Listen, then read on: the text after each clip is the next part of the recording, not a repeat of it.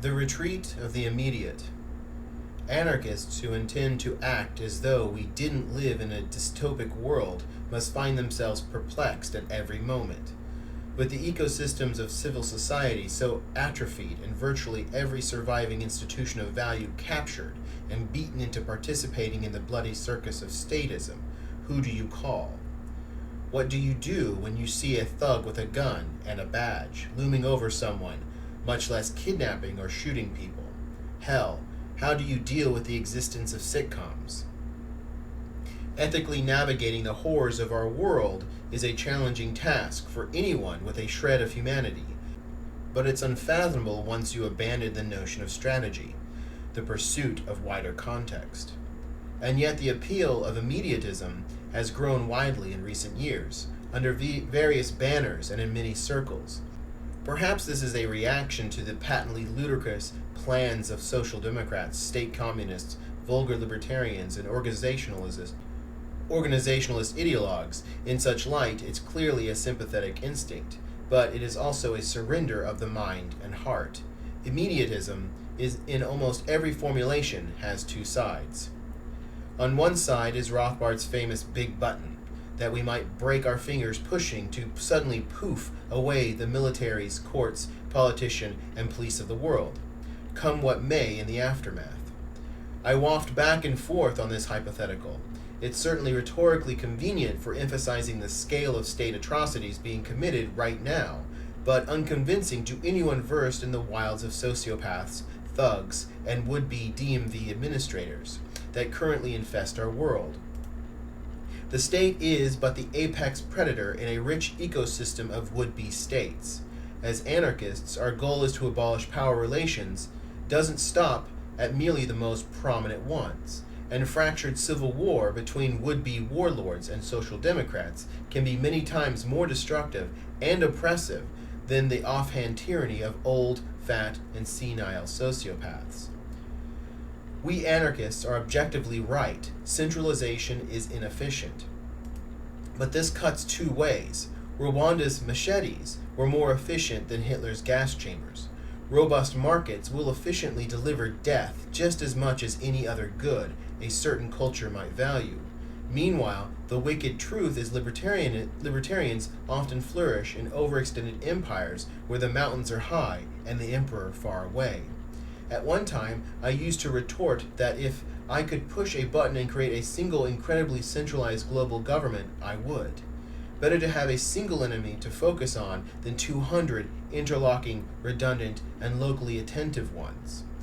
States create game-theoretic environments around their peripheries that suppress cooperation and reward antisocial strategies.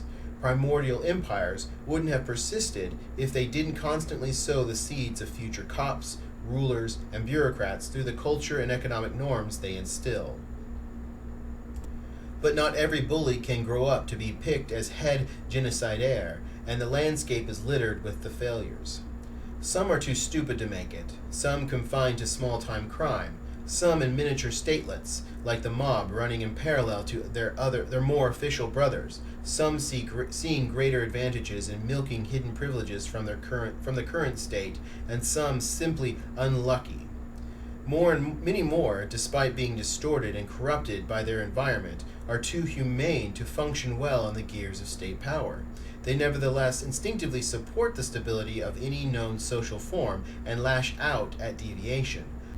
Thoroughly persuaded that cooperation is impossible on any significant level, and our only hope is to eke out a living as moss on a wall without attracting the wrath of whatever sociopaths are in power. If we were to press that magical button, these residual forces, endemic across our society, would immediately begin to reconstitution of states. There would be serious opportunity for sustained, developmental, or more ideal communities, as we have seen in virtually every crisis. But so too, in the absence of vigorous pre-existing social antibodies to power accumulation, would there be terror and micro-totalitarianism.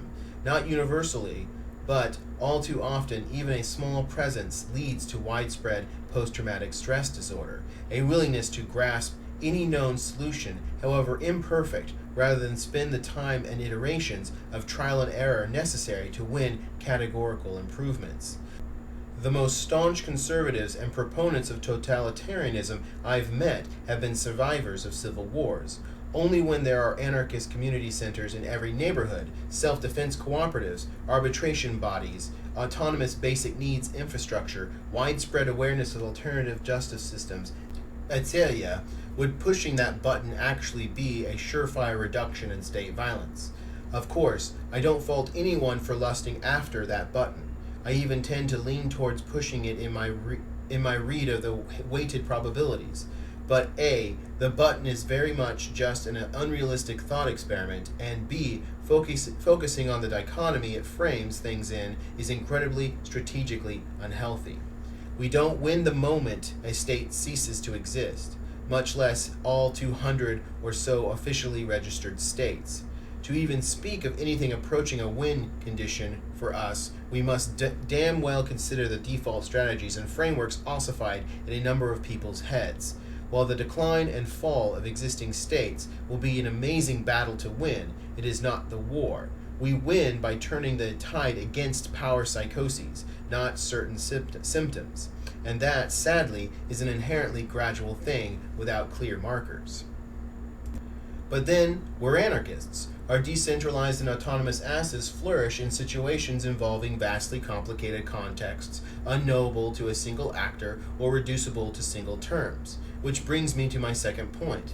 The other side of immediatism is the adoption of limited ethics, whether deontological or nihilistic, pretending we live today in the world we'd like to see, or dismissing any ideal or goal as hopeless, explicitly involves ditching context. The world is not a simple place in simplistic abstractions. Even in the form of shit's too complicated or we're sure to lose, do violence through irresponsibility. Further, they signal a cognitive surrender to the ossified and sweeping logic of the state.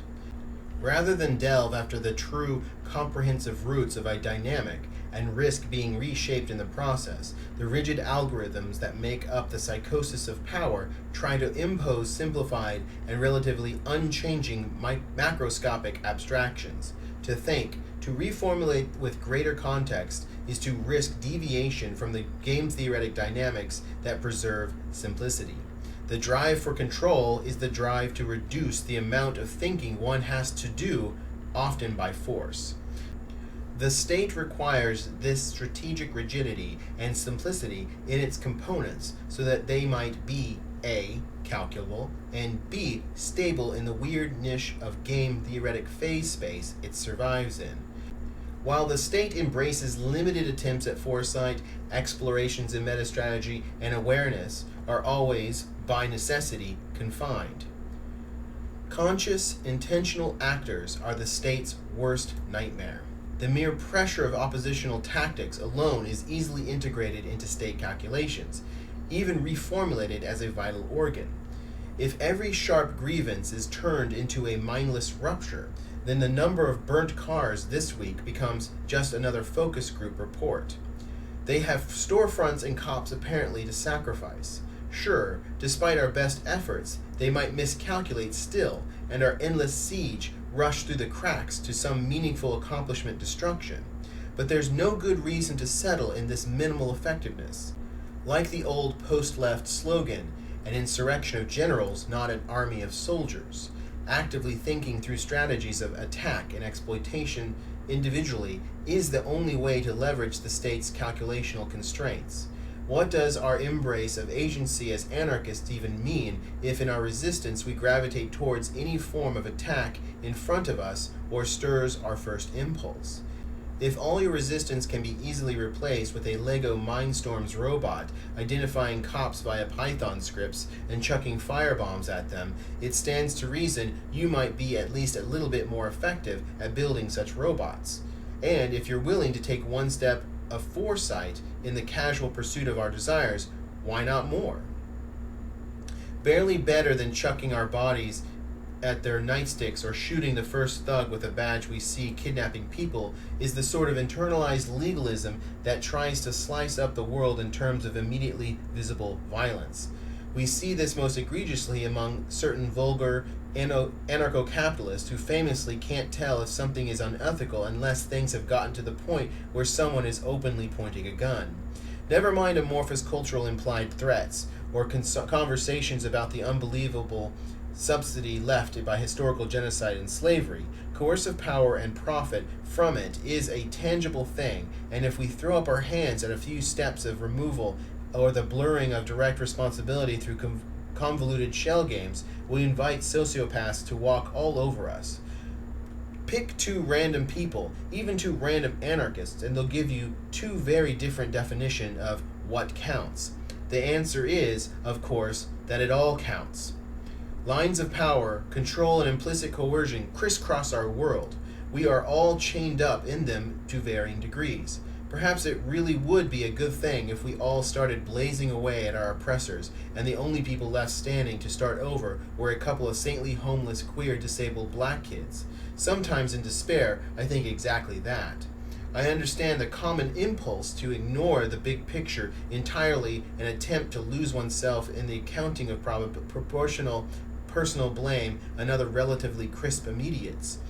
But this is suicidally insufficient, and to constrain ourselves to such immediate reactions is to become complicit. It is the nature of tangles that they cannot be resolved by merely pushing back. We do not live in a world where violence is a deviation rather than the norm, and, thus, easily squashed the moment it rears its head. When a shell game has been going on for centuries, passing balls of coercion between billions, retribution can only get us so far. How responsible is the individual cop that shoots us for resisting an IRS warrant versus the officer who gave the order, or the politician who signed the law, or the friend who snitched, or the teacher whose salary it'll partially go to? How responsible is a white American whose benefit for centuries of the subsidy for the relative immiseration of a descendant of slaves? What of the beneficiaries of the economies of scale generated by a transportation infrastructure built on genocide? The framework of blame is the fantasy of quick answers from immediate context. We cannot know the constraints placed in other people, the distorted choices and incomplete information available to them. Responsibility, much less proportionality, are profoundly arbitrary in most situations. Focusing on them frequently poses daunting collective action problems as well as issues of representation and, thus, effectively prioritizing some situations of sharp oppression over others. But all is not lost. We can at least try to minimize oppressive constraining bullshit or equivalently maximize agency. This instinct is shared by both those who talk of responses being justified up to what's necessary to immediately stop the aggression, and those who instead talk about rehabilitatory approaches that, even if they may never end up working all that well all the time, will at least avoid escalating to the point of murdering every last person who adamantly refuses to stop microaggression. Both approaches, however, by attempting to write out a simple universal operating method, are too cute and fall into the same status trap of ossified frameworks rather than active and fully context-sensitive strategizing. As anarchists, native to the knowledge problems of subjectivity, we need to embrace knowing when we don't have the answers. Not knowing the full particulars and context of a comrade struggling on the other side of the world, we can at best only helpfully point out glaring contradictions, externalities, or potential inefficiencies of one strategy versus another. Imprisoning people in gulags, for example, won't make them freer or lead to the state withering away. Sometimes this means not acting. Shooting a politician might lead to better conditions. It might lead to sharply worse ones. Same with blowing away the first cop you see. Sincere, passionate, highly intelligent, and considered anarchists will disagree on whether or not to push Rothbard's hypothetical button this very moment, merely by virtue of having different life experiences and seeing different patterns of data on social conditions.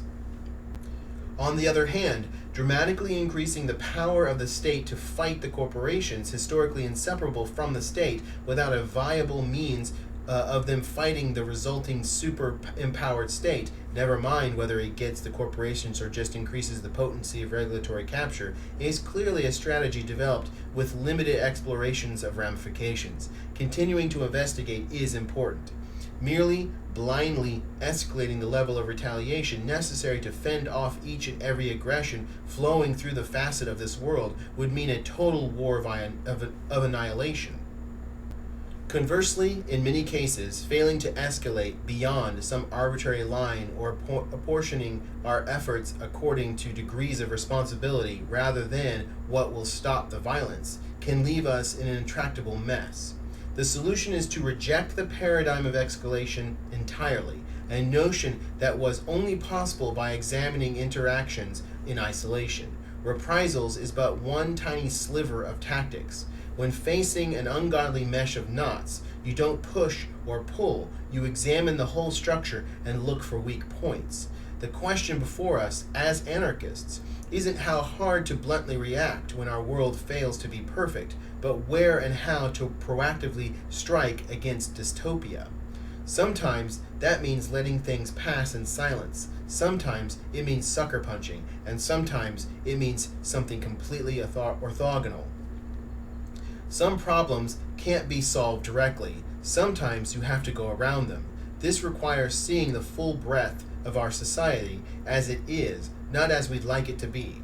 In a world filled with people who feel entitled to control others in a million tiny and not so tiny ways, self-centeredly focusing on wiping the blood off our own hands or trying to pin precise apportionments of blame can only leave us complicit in the blood awash around us. There is no universal formula, no simple heuristic or paint-by-numbers methodology that will get us to a better world. Indeed, such short-sighted procedurism flies in the face of virtually every anarchist vision. Freedom is a meaningless slogan without vigilance and agency. If freedom from proactive consideration is what we are looking for, this world already offers many avenues. Indeed, that is practically all it embraces. That anarchists occasionally throw up their hands and retreat to a tiny sphere of immediate considerations, whether embracing blind optimism or blind despair, is entirely understandable given the challenges we face. But such a retreat is not a victory, nor could it ever somehow be representative of liberation. The Retreat of the Immediate is a Center for a Stateless Society feature article written by William Gillis and read by James Tuttle.